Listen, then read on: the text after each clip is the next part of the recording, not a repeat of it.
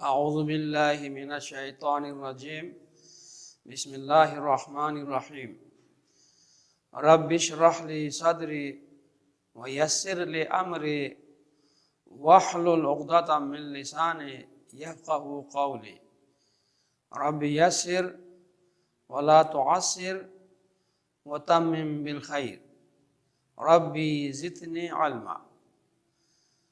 عزیز طلباء و طالبات، آج منتخب آیات میں سے 7، 8، 9 اس کا میں ترجمہ اور تشریح کر کے آپ کو سمجھا دوں گا۔ ویسے آپ کے لیے بورڈ میں ان کا صرف ترجمہ مطلوب ہے۔ کیا ہے؟ صرف ترجمہ مطلوب ہے، مگر یہ ہماری زندگی کا حصہ ہے۔ اس کو سمجھ کے اس پر عمل کرو گے، انشاءاللہ ہم دنیا میں بھی سرخرو ہوں گے اور آخرت میں بھی، اور سب سے بڑی کامیابی آخرت کی کامیابی ہے۔ جو آخرت میں کامیابی حاصل کرے گا یقیناً اس نے بڑی کامیابی حاصل کی۔ جس نے آخرت میں کوئی کامیابی حاصل نہیں کی، دنیا میں جس طرح کی زندگی گزاری ہے اس کی زندگی کی کوئی حیثیت نہیں ہوگی۔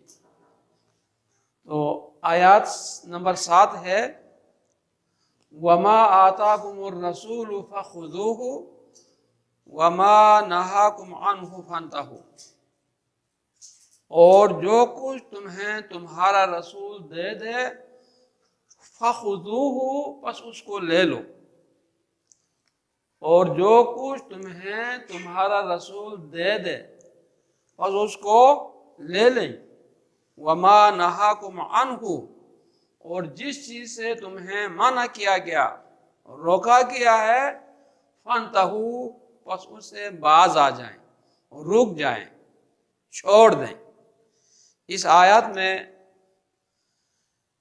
اللہ سبحانہ و تعالیٰ نے ہمارے نبی صلی اللہ علیہ وسلم کی عظمت کو اور زیادہ اجاگر کر دیا، بلند بالا کر دیا۔ کہا ہدایت کا ذریعہ رسول اللہ صلی اللہ علیہ وسلم کے در ہی سے ملیں گے۔ آپ ہی اس کائنات کے لیے باعث ہدایت بن کر آئے ہیں۔ آپ کی بعثت سے پہلے عرب کا خونخوار معاشرہ کس طرح گمراہی میں پڑے ہوئے تھے، کس طرح ظلمت میں پڑے ہوئے تھے، کس طرح وہ ایک دوسرے پہ شب خون مار کے ایک دوسرے پہ زیادتیاں کیا کرتے تھے۔ مگر آپ کی بعثت کے بعد یہ ظلم، یہ زیادتی، یہ ناانصافی یکسر آپ نے تبدیل کر دیا، بدل کر دیا، انصاف میں تبدیل کر دیا، احسان میں تبدیل کر دیا، اور دین اسلام کے پیروکار بنائے گئے۔ ہر ایک دوسرے کے لیے جان دینے والے وفادار بن گئے۔ یہ رسول صلی اللہ علیہ وسلم جو سراسر ہمارے لیے باعث رحمت بن کر آئے ہیں، باعث ہدایت بن کر آئے ہیں، تو رشد و ہدایت کا ذریعہ آپ ہی کی طرف سے ہمیں میسر ہوئے ہیں، وہ میسر ہوتے ہیں۔ تو آپ صلی اللہ علیہ وسلم دین اسلام کو لے کر آئے، آپ پہ رب کائنات نے قرآن مجید جیسے ایک عظیم کتاب نازل فرما دی، اور یہی کتاب انس اور جن سب کے لیے رہنما اور رہبر بن گئے۔ جو کچھ تمہارے رسول جس چیز کے بارے میں کرنے کو حکم دے اسے کر لیں، کیونکہ دین میں معیار آپ صلی اللہ علیہ وسلم کی فرمان ہے، اللہ کا فرمان ہے اور آپ صلی اللہ علیہ وسلم کا فرمان ہے۔ تو اللہ نے آپ کو اپنی کتاب کا شارح بنا کر بھیجا کیا ہے۔ تو قرآن کی وضاحت کس نے کیا ہے؟ آپ صلی اللہ علیہ وآلہ وسلم نے۔ لہٰذا آپ خود شارح ہیں، آپ نے جو کچھ کہا ہو یا قرآن کی وضاحت کیا ہو، یہ سارے کے سارے ہمارے لیے قابل عمل ہیں۔ اس پر عمل کر کے ہم دنیا میں بھی سرخرو ہو سکتے ہیں اور آخرت میں بھی سرخرو ہو سکتے ہیں۔ تو دین کی معیار آپ صلی اللہ علیہ وسلم کے فرمودات پر ہیں۔ آپ نے جس چیز کے کرنے کو حکم دیا ہے وہ دین کا حصہ ہے اور اس پر عمل کرنا ہمارے لیے ضروری ہے، اور جس چیز سے بچنے کو حکم دیا ہے اسے بچے رہنا یہی دین کا حصہ ہے، اسی میں ہمارے لیے کامیابی ہے۔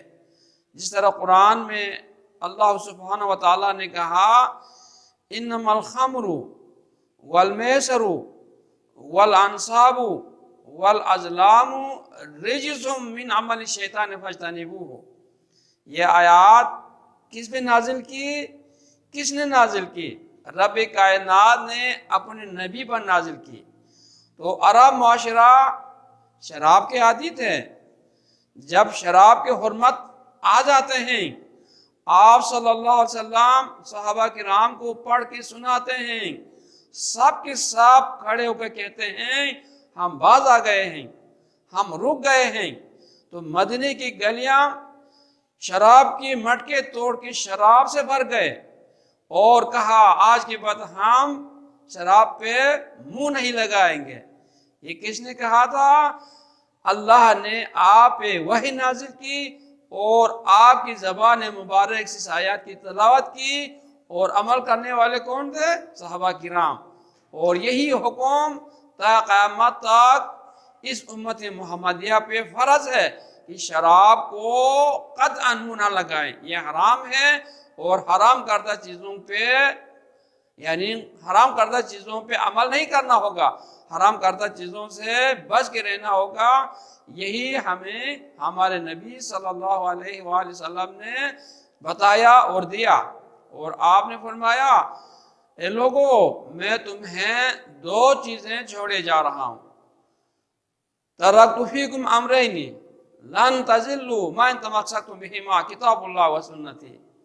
لوگوں میں تمہیں دو چیزیں چھوڑے جا رہا ہوں، ان دونوں پر عمل کرتے رہو گے کہ کبھی بھی گمراہ نہیں ہوں گے۔ وہ کتاب اللہ قرآن مجید ہے اور میری سنت ہے، یہ دونوں چیزیں آپ نے ہی چھوڑ دیا۔ کتاب اللہ آپ وحی نازل کی، اور آپ نے ہی اپنی زبان مبارک سے صحابہ کرام کو پڑھ کے سنا دیا، اور یہی صحابہ کرام انہوں نے اسی تعلیمات کو دنیا کے کونے کونے تک پہنچا دیا۔ تو آج ہم انہی کے طفیل ہدایت پا گئے ہیں، تو ہدایت بھی اللہ کی طرف سے ایک عظیم نعمت ہے، اس نعمت سے بڑھ کے کوئی اور نعمت ہو ہی نہیں سکتے۔ تو کیا ہے؟ دین میں معیار رسول اللہ صلی اللہ علیہ وسلم کے فرمودات ہیں، جو کچھ آپ نے کہا ہو، جس پر آپ نے عمل کیا ہو، جس کو کرتے ہوئے آپ نے دیکھ لیا، آپ نے منع نہیں کیا، یہ سارے کے سارے آپ کے افعال اقوال تقریر ہیں، اس پر عمل کرنا ہم پہ فرض ہے۔ لہٰذا ہمیں چاہیے کہ اپنے دین کے معیار کو رسول اللہ صلی اللہ علیہ وسلم کے فرمودات کے مطابق ڈال دیں، تب ہم دنیا میں بھی کامیاب ہوں گے اور آخرت میں بھی کامیاب ہوں گے۔ اللہ سے دعا ہے کہ اللہ تعالیٰ ہمیں رسول اللہ صلی اللہ علیہ وسلم کے فرمودات پہ مکمل طور پر عمل کرنے کی توفیق دیں۔ اس کے بعد آیت نمبر 8 ہے ان الصلاۃ تنہی عن الفحشاء والمنکر۔ ان الصلاۃ بے شک نماز تنہا روکتی ہے عن الفحشاء بیہودہ بے حیا چیزوں سے، والمنکری اور بری چیزوں سے۔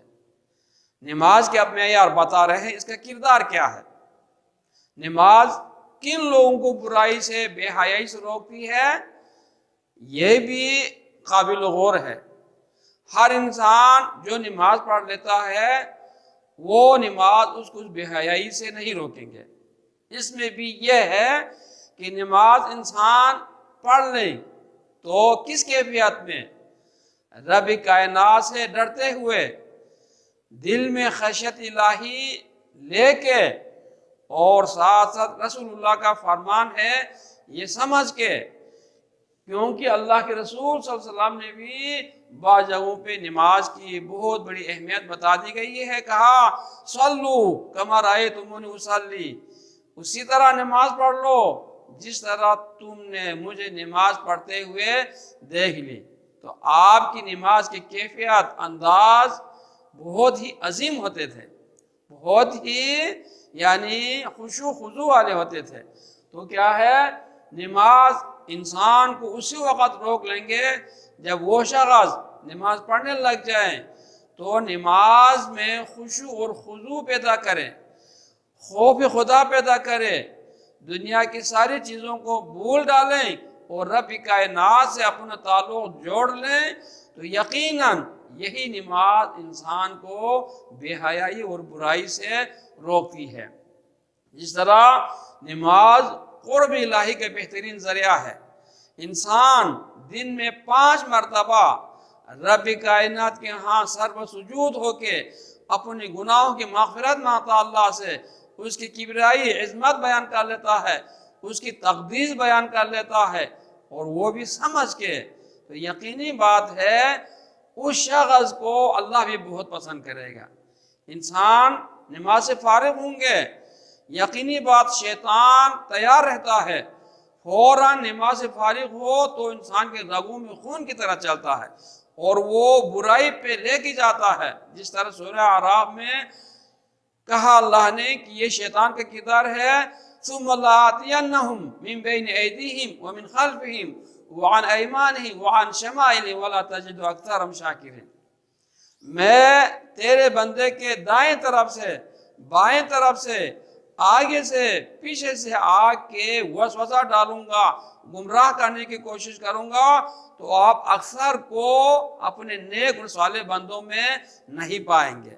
یہ شیطان کا کردار ہے، مگر رب کائنات فرماتا ہے جو بندہ میرا ہو جائے میں خود اس کو بچا لوں گا۔ کہتے ہیں اگر بالفرض شیطان نے اس کے دل میں وسوسہ ڈال دی، وہ برائی پہ آمدہ ہو جاتا ہے، رب کائنات اس کو بے سہارا کبھی نہیں چھوڑے گا۔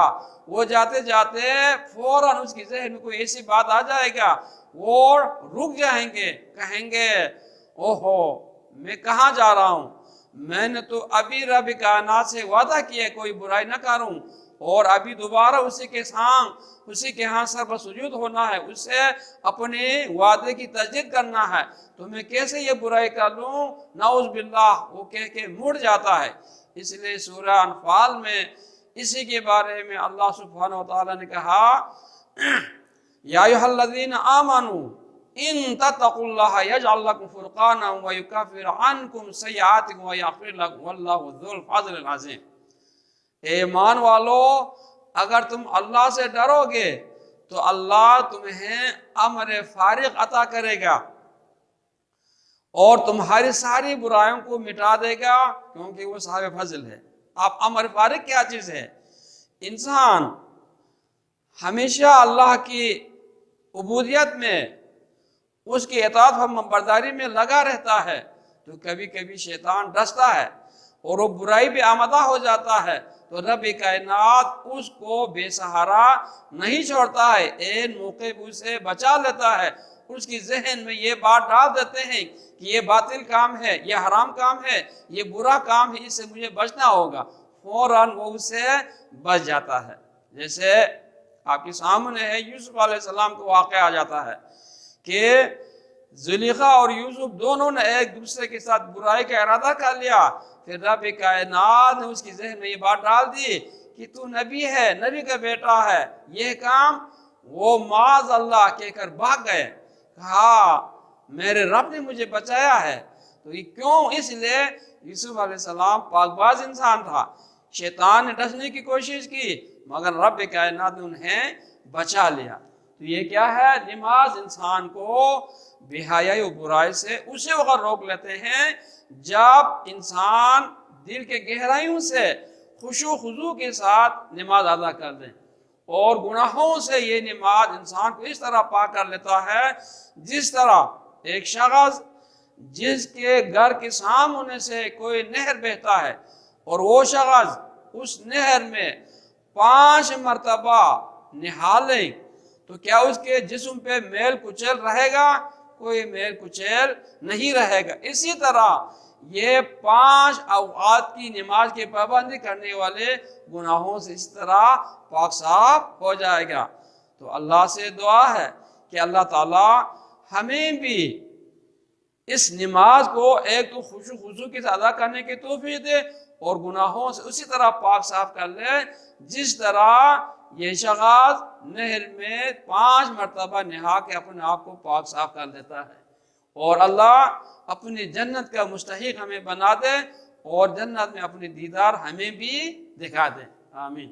اس کے بعد منتخب آیات نمبر 9، وَلَا تَكْسِبُ كُلُّ نَفْسٍ إِلَّا عَلَيْهَا وَلَا تَزِرُ وَازِرَةٌ وِزْرَ أُخْرَىٰ۔ یہاں اللہ سبحانہ وتعالیٰ فرماتا ہے ہر انسان اپنے کیے کا ذمہ دار ہے، اس کا بوجھ کسی اور کے اوپر نہیں ڈالا جائے گا۔ یعنی جو کچھ انسان کماتا ہے، برائی کماؤ، جو کچھ کماؤ، اچھائی کماؤ، اس کا صلہ اس کو ملے گا، برائی کماؤ تو اس کا سزا اسی شخص کو ملے گا، اس کی جگہ بھی کسی اور کو اللہ سزا کبھی بھی نہیں دے گا۔ اگر دے گا تو ناانصافی ہوگی۔ تو رب کائنات کبھی بھی کسی شخص کو سزا نہیں دے گا جو اس نے کیا نہیں ہے۔ جو کچھ اس انسان نے کیا ہے اس کا جزا یا سزا اسی کو ملے گا۔ اگر اس نے نیک کام کیا ہے، نیک باتیں پہنچا دی ہے، نیک باتوں کی تمنا کی ہے، صحبت صالح میں رہا ہے اور لوگوں کو اچھی باتیں پہنچا دی ہے، یقیناً یہ عمدہ کام ہے، اس کا جزا اس کو دے گا۔ اور اگر اس نے برائی کا کام کیا ہے، لوگوں کو بھی برائی کی طرف ترغیب دی ہے، لوگوں کو برائی کی طرف لے کے جائے ہیں، اچھا فاحشہ کام پھیلانے میں اس کا کردار ہے، تو ایسی صورت میں یہ مجرم ہے، اللہ کے ہاں اس کا سزا اسی کو ملے گا، اس کی جگہ پہ کسی اور کو سزا نہیں دے گا۔ کہتے ہیں قیامت کے دن ماں بیٹے سے، بیٹے ماں سے بھاگ جائے گا، بہن بھائی سے، بھائی بہن سے بھاگ جائے گا، خاوند بیوی سے، بیوی خاوند سے بھاگ جائیں گے۔ کیوں؟ اس لیے کہ وہاں پہ کوئی کسی کے کام میں نہیں آتا، ہر ایک اپنے اعمال کے ذمہ دار ہوگا، ہر ایک اس کے کیے کا جزا یا سزا مل جاتا ہے۔ تو کسی کوئی نیک کام کریں تو یہ نہیں ہوگا کہ اس کے نیک کام کسی اور کو دے دیں اور اس کی سزا اس کو دے دیں، نہیں، ہر ایک اس کے کیے کا جزا یا سزا دے گا۔ اس لیے کہ کوئی یہ کہیں کہ میں آپ کی ساری گناہوں کا ذمہ دار ہوں، مجھے یعنی تیری جگہ پہ مجھے سزا دے دیں، میں اس کو قبول کرنے کے تیار ہوں، تو ہرگز اللہ اس کی قربانی کو قبول نہیں کرے گا، کیونکہ رب کائنات نے قرآن میں بتا دیا وَلَا تَزِرُ وَازِرَةٌ وِزْرَ أُخْرَىٰ، کسی کا بوجھ کسی کے اوپر ہرگز نہیں ڈالے گا، ہر ایک اپنے اعمال کا ذمہ دار ہوگا، ہر ایک اس کے کیے گا جزا یا سزا دے گا۔ تو اللہ سے دعا ہے کہ اللہ تعالی ہمیں ہر وقت اللہ اس کی رسول کی فرمودات کے مطابق عمل کرنے کی توفیق دے، اور ان کی منہیات سے بچ کے رہنے کی توفیق دے، اور قیامت کے دن ہمیں ان ابرار نیکوکار میں شامل کر دیں جو کامیاب ہو کے جنت کے مستحق بن جاتے ہیں۔ وآخر دعوانا ان الحمد للہ رب العالمین۔